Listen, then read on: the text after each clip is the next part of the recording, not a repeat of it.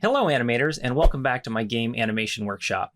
Today I'm going to take that idle animation, that pose that I built in the previous episode, and actually build up some animation on top of it. By the end of this episode, we should have a pretty nice breathe idle, a sort of keep alive on our character in Unreal. Now, I'm not going to show you how to build the most polished or the most finished version of that breathe idle that you could. I'm going to focus on working fast and using a layered approach to get kind of 80%, 90% of the way there and give us a nice breathing, idle foundation to build on for the future. Now, unlike the previous episodes, this episode isn't going to focus so much on all the setup and tools and all that stuff. It's going to be primarily a workflow tutorial in Maya to just sort of show you how I would approach this. So that being said, let's hop right into Maya and get started. For this animation, I'm going to use a layered approach. Now, if you've taken any kind of animation classes and whatnot, you may have heard this term, and you're probably used to working with a pose-to-pose approach where you pose out the character here and then there and then kind of build the interpolation between it. But in animations like this looping idle, where the character is just not really like changing dynamically from pose to pose, I like to use a layered approach.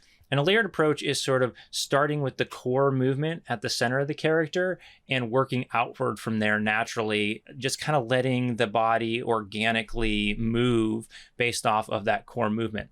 We're also for this going to use a tool called layers in Maya. And if you've ever used Photoshop layers, it's kind of the same idea. It allows you to build additive layers up on top of a sort of base pose or a base layer. This is important because we want to keep that pose that we made in the last episode kind of safe and untarnished. Because if we ever want to edit it, let's say move the arm or put like a different weapon in the hand where we want to adjust that pose slightly, it's nice to have that protected on its own layer and all this other stuff kind of as separate modules built on top of it so that we don't have to reanimate that every time we want to change that underlying pose. So I'm going to walk you through all that here in this tutorial. So let's get started. All right, so here we are in Maya. We have our idle animation open.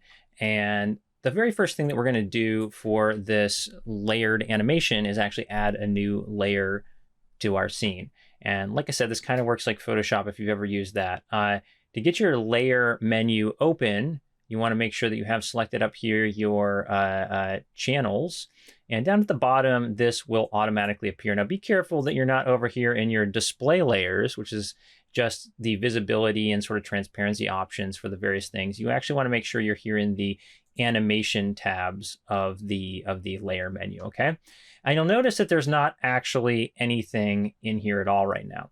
So the very first thing we're going to do is add or generate a new layer by hitting this little layer plus sign here. Now that might take a moment, depending on how beefy your machine is. But you'll see here now that when we click that button, it actually generated 2 layers. And that's because our animation in this scene already invisibly exists on a base animation layer. It just doesn't really show it to you unless you're interacting with and adding further layers in this menu. And how we can tell that is if we select any of these controls on our character where we have a keyframe here, you'll see that it correctly recognizes that this control exists on this layer and has animation associated with it, okay? So what we want to do is we want to add the controls that we're going to use for this breathe animation into our new layer. But before we do that, let's quick rename this layer. I just did a double click into there, just like renaming a file. Well, actually, I'm going to do it the easier way, which is to right click and say rename layer. Where is it?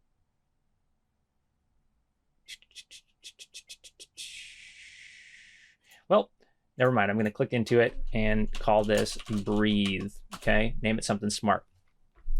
Now we could add all, we could just do a select all and add everything to that layer. But the problem is that kind of starts to tank Maya a little bit because it's making all these additional additive calculations. So we really only want to add in the controls that we're actually going to use for our breathe. And if we think about that, now my sort of goal for this animation is to hit something kind of like the classic fighting games where the character's actually moving like quite a bit, not necessarily realistically, but it's like, you know, like a cliche comic book barbarian or something. So that's going to be kind of the root, the spine, my arms, my head. I don't really need any of my legs. Those can probably just stay planted for now. And we'll decide later whether we really want to add like finger animation into this or not. So let's start just at the center and work our way out. I'm just sort of shift selecting controls here, working my way up the spine. We can drag select all the head. Let's make sure we get the shoulders and all these arm joints as well. Now I'm not grabbing all the little helpers and whatnot in between because I don't expect to really use them, at least not right now. Once we've got all the things selected that we want, I'm going to go here to the breathe layer, right click, and say add selected objects. Okay. Now, you'll immediately notice that that now got a green dot because everything we have selected is now on this breathe animation layer. You'll also notice that there's no keys visible here, and that's because we haven't actually set any keys on things that are on this layer. If we kind of hop back down and click on this breathe layer, you'll actually see the keys there. So depending on your visibility settings here, you can kind of show different things, but I like to have this, I right click here on the timeline and you can go to display key ticks. I like to have this set to selected so that it only shows me the keys that are on the layers I have selected. All right. So what I'm going to do now is actually set a key on all these bones on this new layer. So let's go ahead and do that. I just hit S to set a key, and then we're going to lock out this base layer so we don't actually accidentally mess it up in the future. You can do that by just clicking this little lock guy there. And now we're all set up to go. We have all the joints we want up here on our breathe layer, and we sort of locked out our base pose. Now, the last little piece of shopkeeping that I want to do here, just in case you have some different settings, is to right click on this breathe and make sure that your layer mode is actually set to additive. Now, additive means that it's going to additively stack up on what's below it. If you were to have this override checked, it means it's actually going to override and like nuke what's below it. Not necessarily destroy it, but you're just not even going to see anything that's below it. It's going to completely override anything that is below it in this stack visually, unless you turn this layer off. Okay. So now that we've got all the joints where we want them, I'm going to expand this timeline out a little bit to go from 0 to 60 and stretch it out. So we're seeing the entire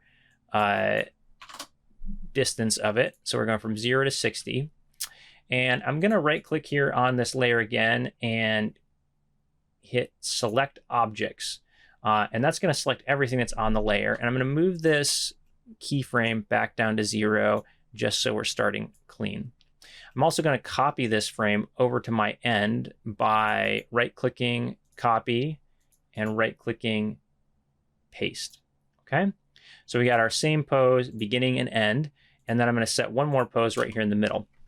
Now, how I'm going to approach this animation is by basically creating a high for my breathe, sort of the most breathed in, most up part of it, and then a low for it. And then we're going to use the graph editor to just offset all of those curves to get a nice organic up and down. So I'm going to work on just these two poses first, just my high up full breath and my low down like full exhale. Okay. So sorry, I'm going to select objects here again and set my keyframe on frame 30. And this is what I'm going to use for my high pose, my full breathed in pose. For now, I'm just going to use the pose I have as the sort of lowest breathed out point. So let's start working from the center of this character outward. Let's set this into, sorry, my mode is off here. My tool settings, just one moment. I want to set this to be world translate, not object. There we go. And back in business. Okay, so I'm grabbing the root first, and we're going to sort of work our way out from there. So I'm going to raise this up a little bit. I'm going to grab actually all these spine joints and just sort of world rotate them up a tiny bit to expand out the chest. Maybe I'll take this bottom one and do it a little bit more than the other ones. We're going to take these shoulders And I want them to kind of breathe up and back a little bit, because the chest is going to expand out. So your shoulders are going to go up and back some. I might even translate them just a little bit to get a little bit of a expanded feeling, like that they're a little bit more fleshy and expanding. I'm going to do the same thing here. I'm going to actually move them a little bit outward, just a tiny bit, you know, because your body is actually fairly flexible, and you can scale and contract your body quite a bit if you take a big deep breath. Then I'm going to work my way up into the neck. We'll bring this up a little bit, bring the head up a little bit, and let's kind of scrub and see the difference right now between our high pose and our low pose. Okay, so there's our low pose. We'll sort of contrast that with our high pose. It's not hugely different, and we don't really want it to be hugely different. We want this to be, yeah, kind of subtle. And we can amp it up later if we want. The point here is to just get some starting motion to work with. Okay. Now, the other thing I'm going to do is I'm actually going to bring the arms up a little bit, but I actually want them to, you know, move, like it's hard to see on my camera here. I want them to kind of like come straight up though. So I'm going to actually bend, you know, I want the hand to kind of move straight up. So I'm going to actually raise up my upper arm, but then bend the elbow and hand to kind of compensate, so they come kind of straight up and don't just go like outward as well when I'm animating them.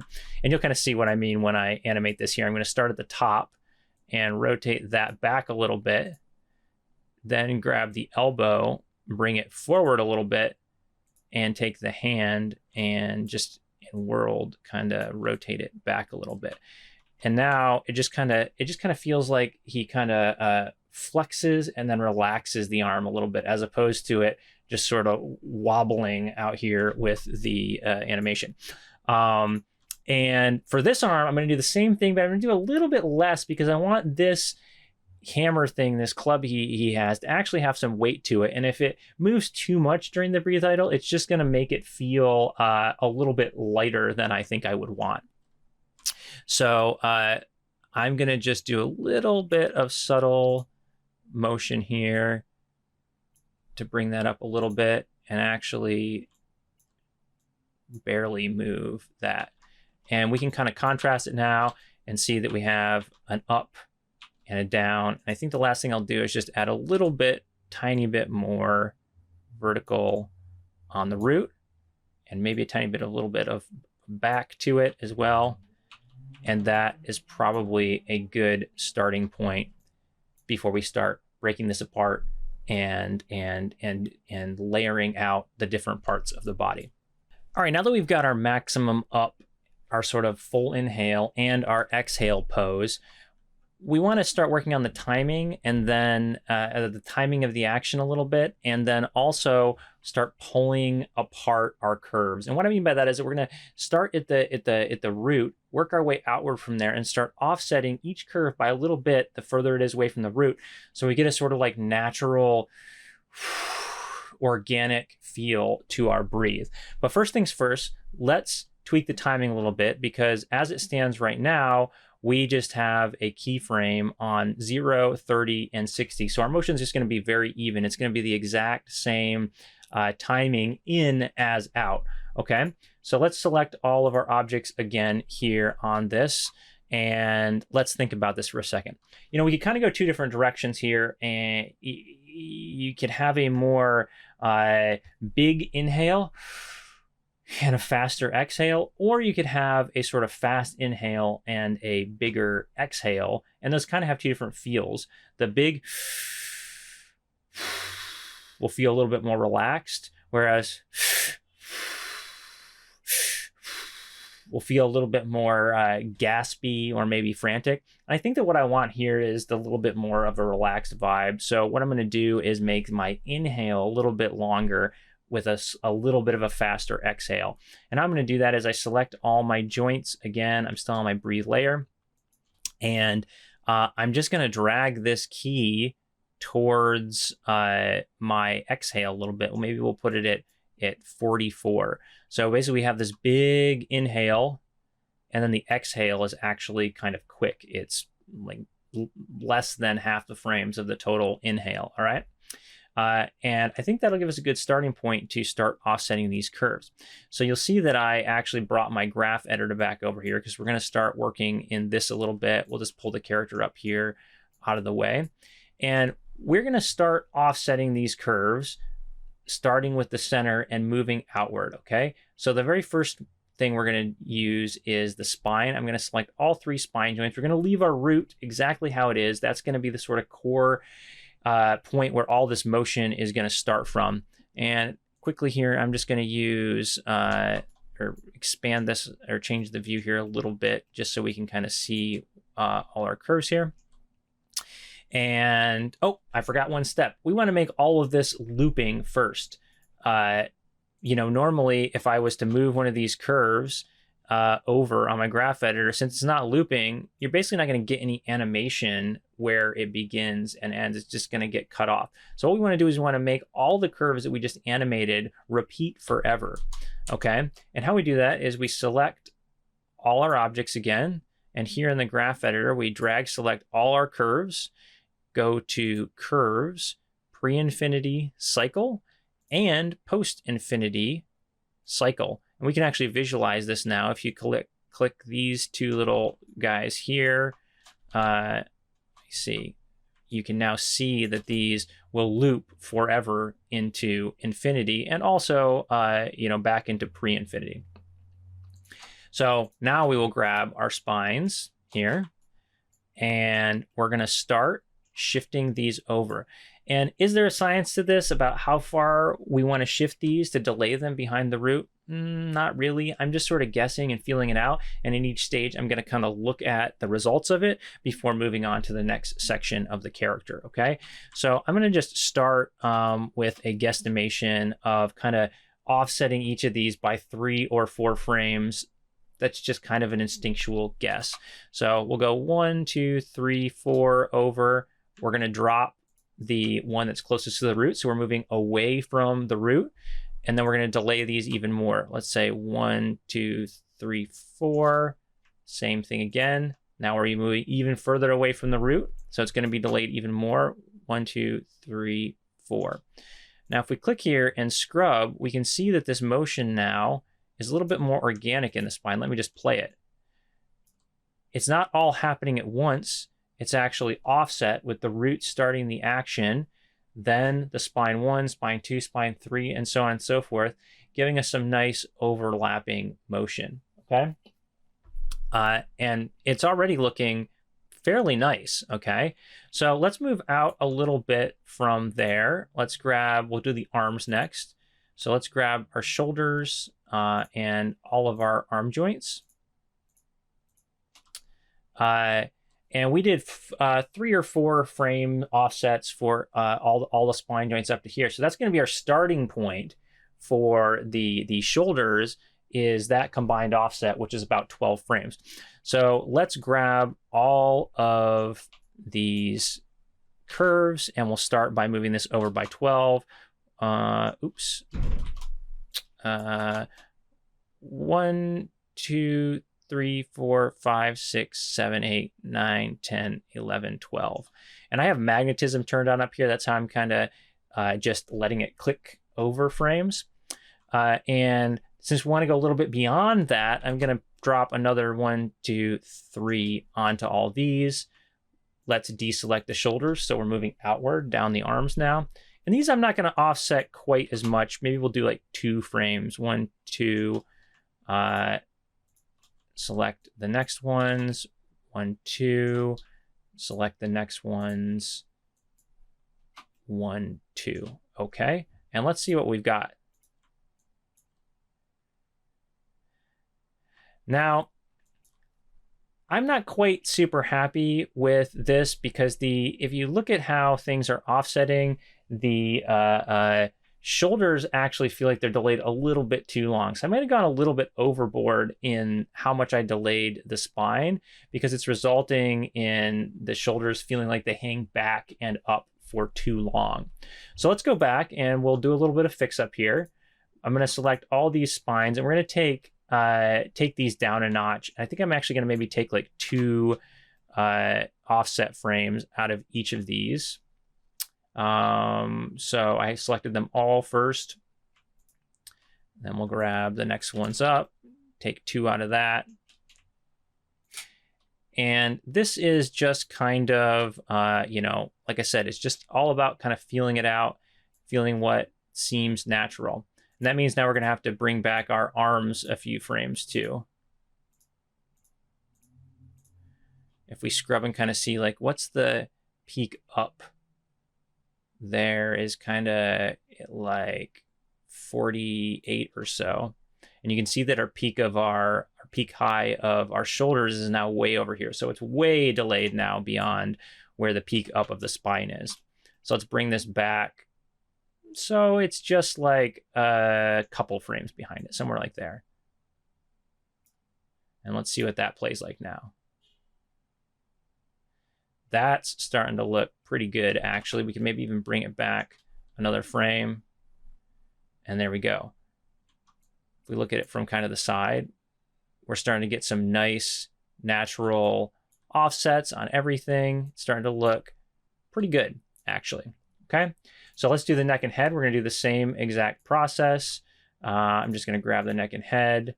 You know what? I'm going to check the spine here. Let's see where this last spine sort of landed. The high ended up right here. So let's bring our neck and head high over to that as a starting point, and then give it a couple frames offset for the neck. Oh, and I don't think I had the head selected. So let's move that over and then give that a couple frames as well. Select the neck and the head to compare. Oh, and they're actually the same. So let's move the head over a couple more frames just to get a little offset.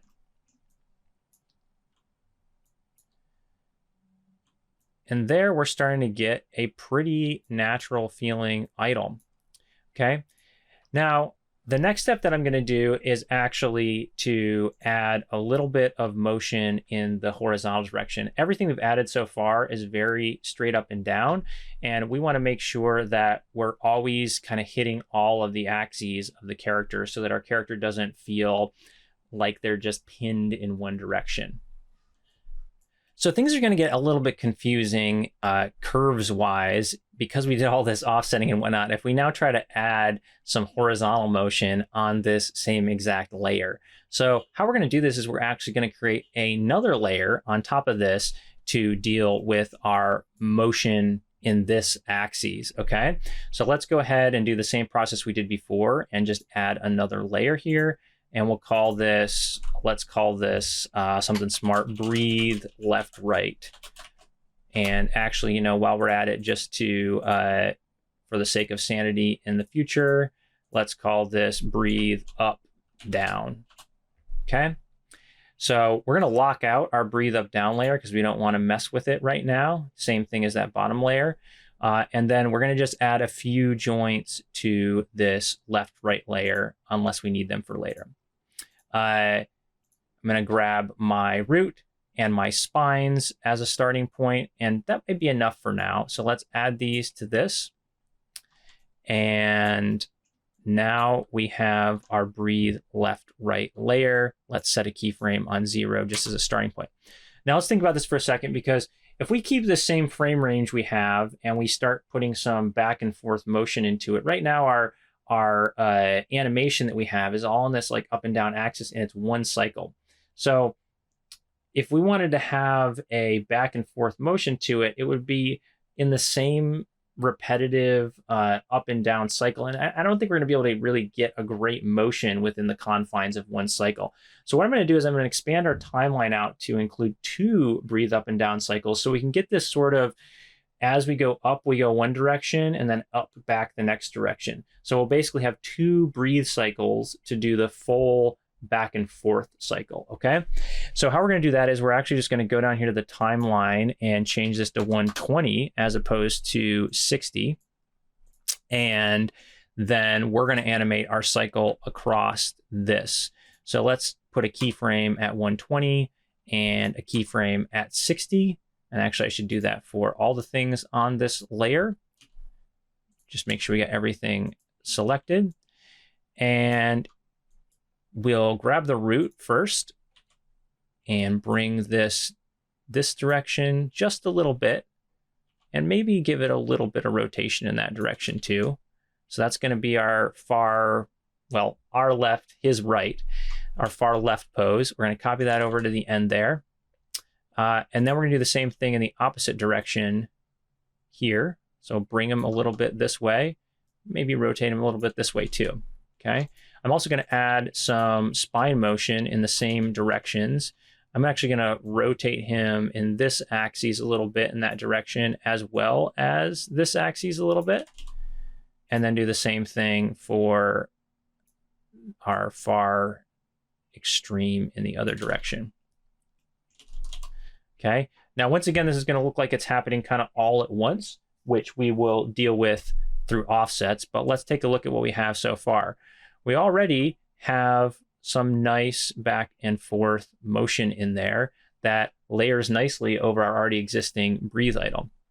Now, the only thing that I don't love is that as he goes over towards this direction, he starts to feel a little unbalanced, like maybe he's out a little too far over this toe. So I'm going to rein that in a tiny bit before we move on. So let's just bring that back a tiny bit and make sure that that other one matches.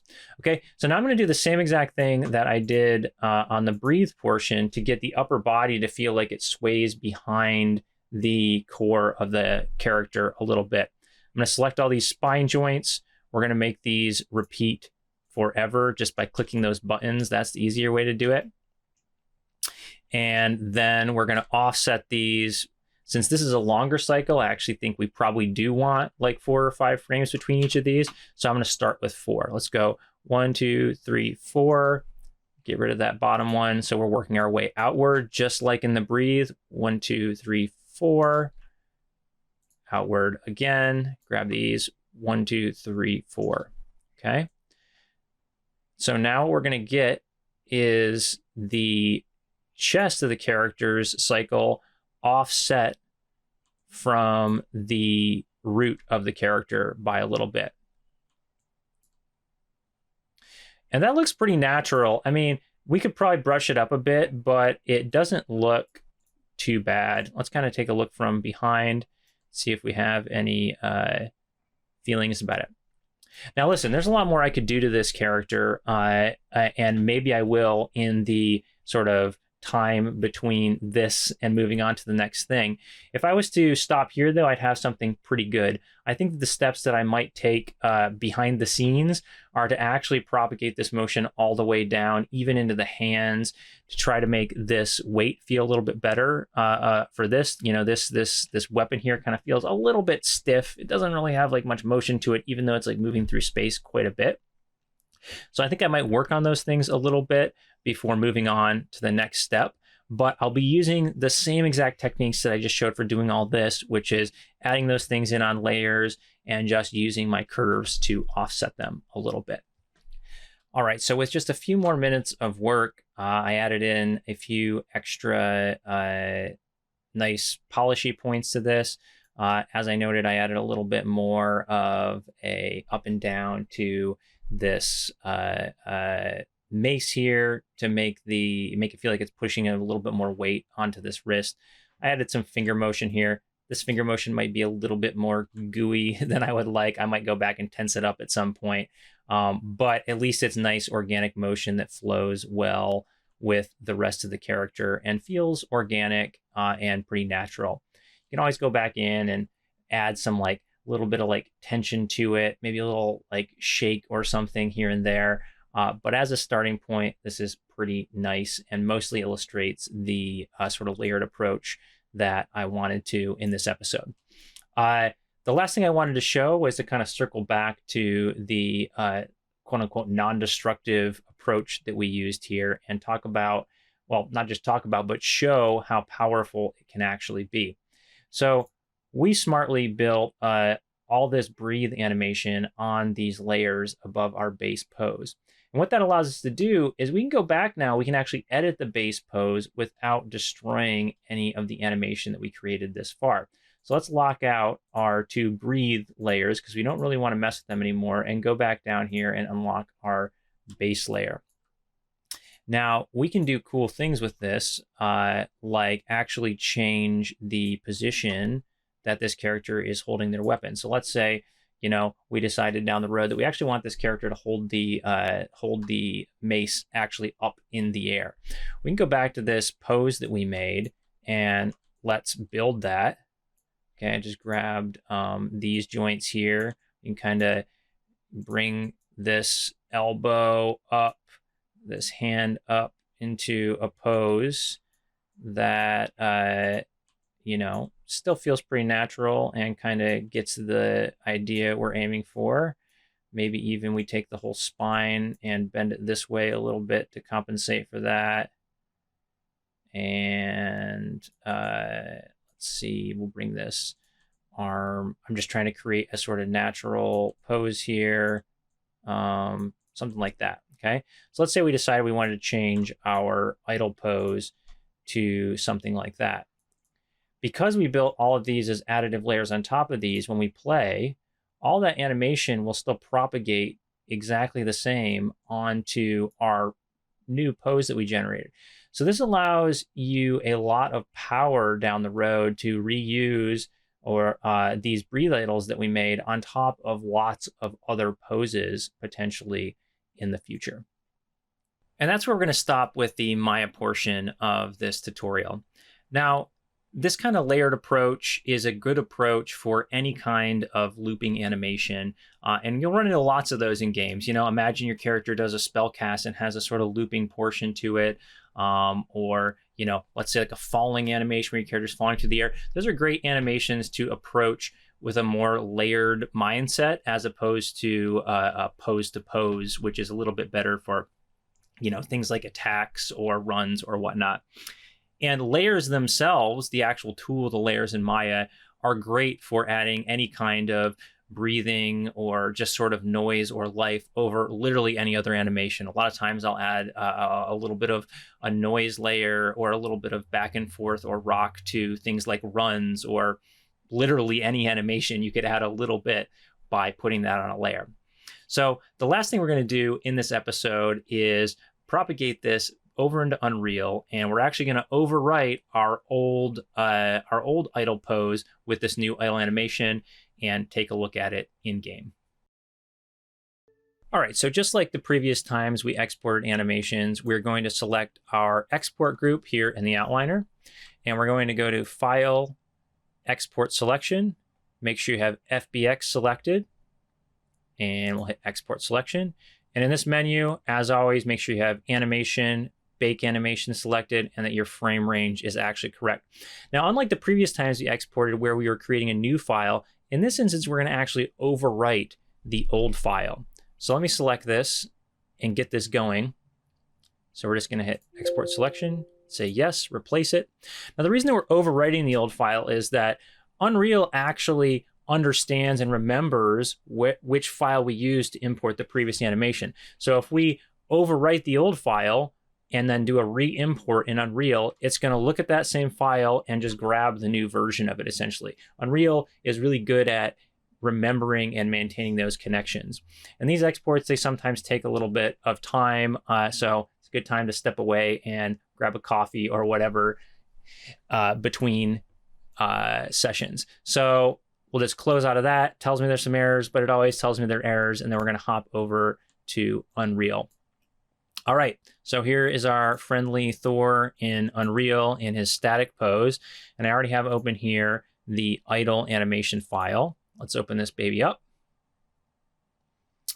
And here is the static version of this.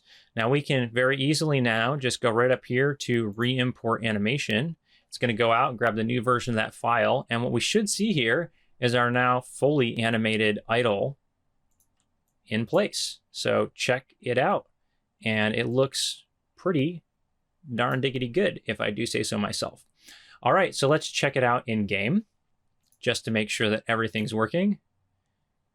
And there we are. There is our idle animation that we just made playing on our character in game. Now, the last thing I'm going to cover in this episode is very quickly, I had mentioned in the previous episode that the camera felt a little bit close to me. I felt a little bit claustrophobic behind the character.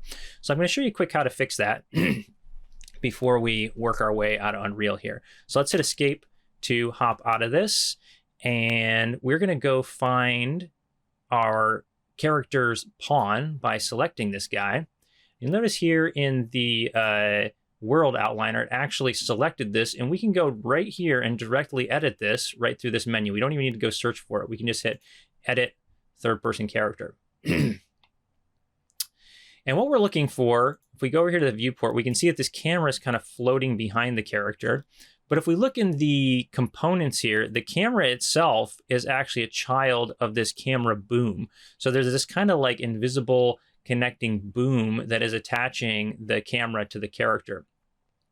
And if you look over here in the details, you'll see that there is actually a target arm length. That's going to be the distance that that camera is, that this camera boom is from the character. So we can increase that, kind of do our desired distance to get the look we want.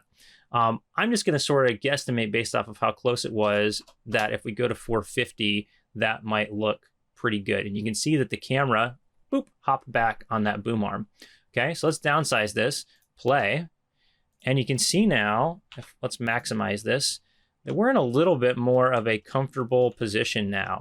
You know, you could try to get a much more zoomed out camera if you wanted to go to like 600 or something, or if you do want that little bit of more intimate close-up camera, maybe somewhere around 400 or so might be what you want. But this to me feels pretty comfortable. This feels kind of like a standard RPG, action RPG kind of camera, and I'm not too close to my character, but I'm also close enough that I can see all the animations and whatnot in all their beauty.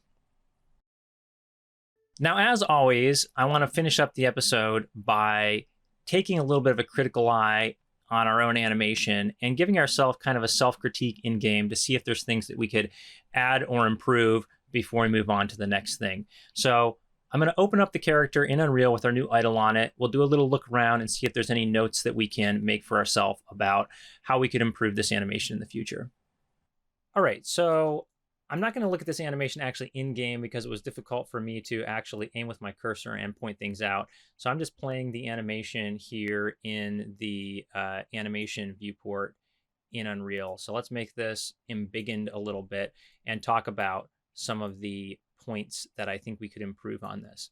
Now, the first thing that stands out to me is one that I sort of noted before, and it's that the hand kind of feels a little bit gooey. I don't like how it is doing this. That feels like something almost like a magic-y person would do, as opposed to Thor, I imagine, would be more like tense, and you'd get this sort of tight flexing, or maybe it'd even like come into a little bit of a fist or something a little bit.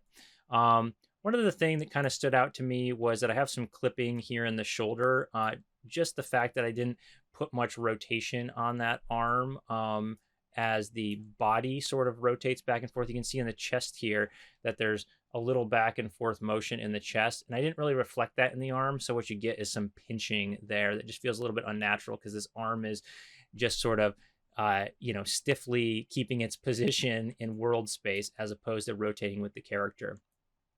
I get that same sort of feeling on this arm too, a little bit, where it's just in world space locked a little bit and doesn't feel like it rotates back and forth so much with the character.